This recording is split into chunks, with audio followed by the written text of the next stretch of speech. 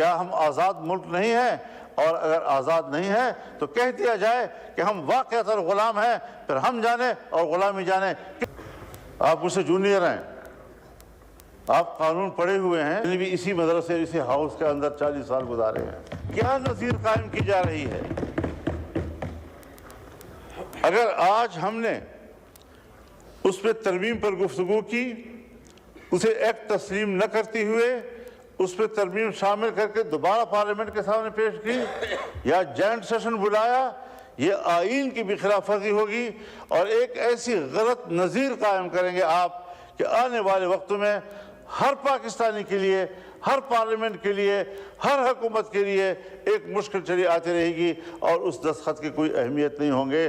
لہٰذا ہم ایوان کا استحقاق، آئین کا استحقاق، اس کی جنگ لڑ رہے ہیں اور ایوان صدر سے ہماری یہ شکایت ہے کہ آپ کا وہ جو دوسرا اعتراض ہے وہ آئینی لحاظ سے بھی ٹھیک نہیں ہے، چاہے ہمارے نذیر تارڑ صاحب جو ہیں اس بارے میں بڑے مشتاق ہیں، کوئی نہ کوئی تعویل اب بنا کر پیش کر دیں گے، سو یہ تعویلیں نہیں چلیں گی۔ اب ہم بھی اسی مدرسے سے پڑھے ہوئے ہیں، میں نے بھی اسی مدرسے اسی ہاؤس کے اندر 40 سال گزارے ہیں۔ آپ مجھ سے جونیئر ہیں، آپ قانون پڑھے ہوئے ہیں، لیکن آپ پڑھے ہوئے ہیں، میں قانون کا طالب علم ہوں۔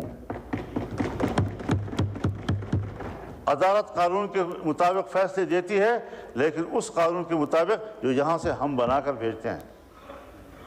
ہم قانون ساز ہیں، ہم آئین کو کھلواڑ نہیں بنانے دینا چاہتے۔ اب اس حوالے سے ہمارے اس مطالبے کو تسلیم کیا جائے، یہ متفقہ چیز ہے جناب اسپیکر۔ اگر آپ کی توجہ ہو،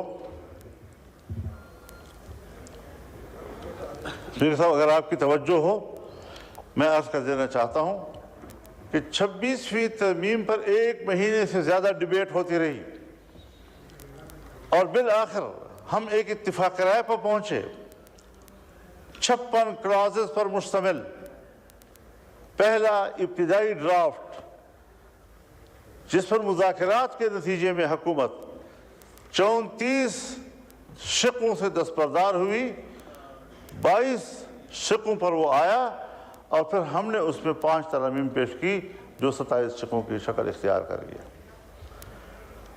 یہ سب اس کے لیے میں خود کراچی بھی گیا ہوں، بلاول ہاؤس بھی گیا ہوں، 5 گھنٹے ہم نے وہاں مذاکرات کیے ہیں، یہی تینی مدارس کا بل وہاں ڈسکس ہوا ہے۔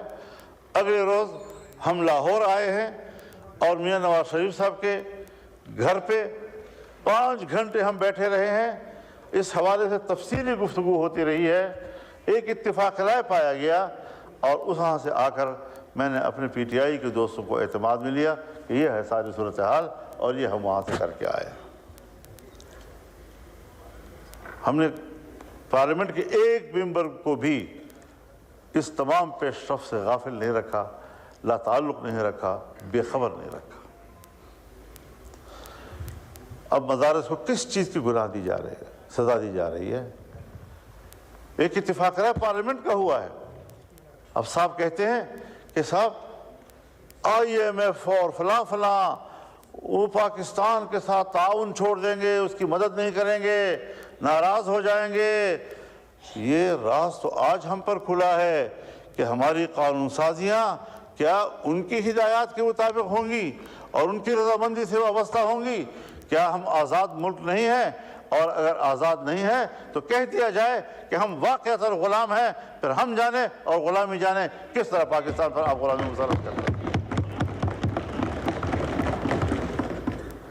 لیکن یہ افسوسناک باتیں ہیں۔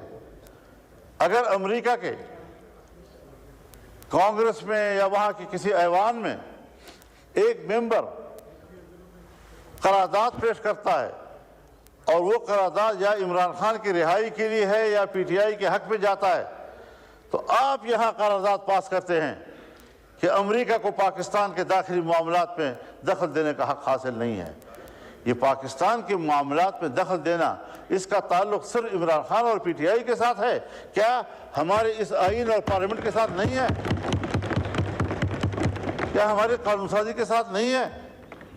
کہ ہمیں حوالہ دیا جا رہا ہے اس بات کا کہ صاحب FATF ناراض ہو جائے گا، IMF ناراض ہو جائے گا، فلانا ناراض ہو جائے گا. یہ تعویلات کیسے ہم قبول کریں گے اور یہ کیسے ہمارے لیے دلیل بنیں گی؟ اس حوالے سے پورے ملک بھر میں ایک شدید قسم کی ناراضگی پائی جا رہی ہے، اور ہم رفتہ رفتہ اس بات کی کوشش کر رہے ہیں کہ کسی تلخی کی طرف ہم نہ جائیں، کیونکہ پاکستان اس کا متحمل ہمیں نظر نہیں آ رہا ہے آج کے حالات میں.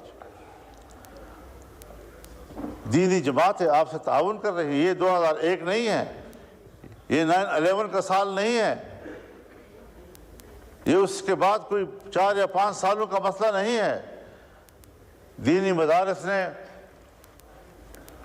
23-24 سال ثابت کر دکھایا ہے کہ ہم پاکستان کے ساتھ کھڑے ہیں، ہم آئین کے ساتھ کھڑے ہیں، ہم جمہوریت کے ساتھ کھڑے ہیں، ہم قانون کے ساتھ کھڑے ہیں. پھر ان کا امتحان کس بات پہ لیا جا رہا ہے؟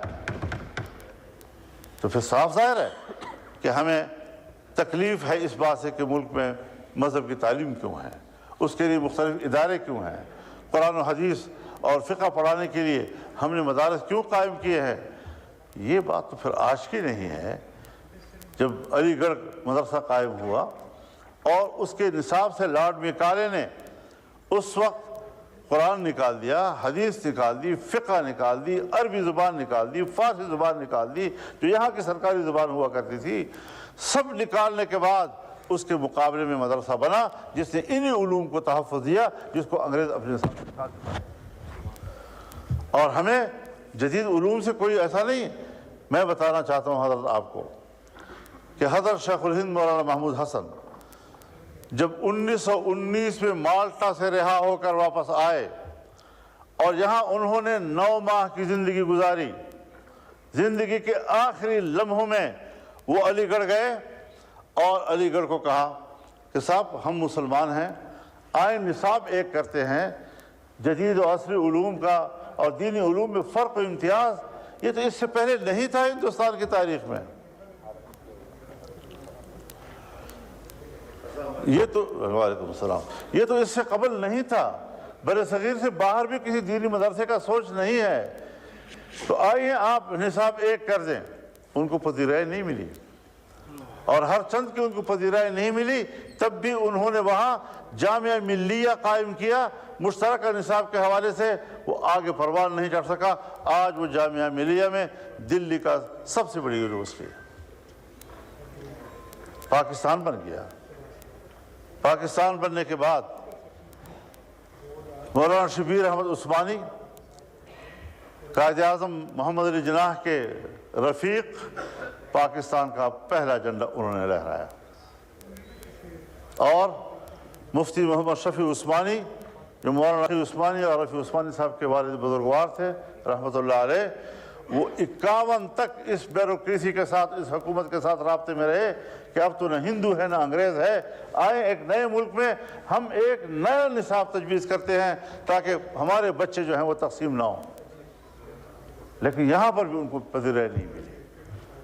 اب دینی مدرسے کے نصاب کو قبول نہ کرنا یہ پاکستان کی ابتدا سے لے کر آج تک ہماری بیوروکریسی اور ہماری اسٹیبلشمنٹ کی ایک ذہنیت ہے، اور وہ ذہنیت کار فرما ہے جس کو آج 9/11 کے بعد ایک نئی سپورٹ عالمی سطح پر مل رہی ہے، اور وہ کسی طریقے سے بھی مدارس کے نظام کو تہس تہس کرنا چاہتے ہیں.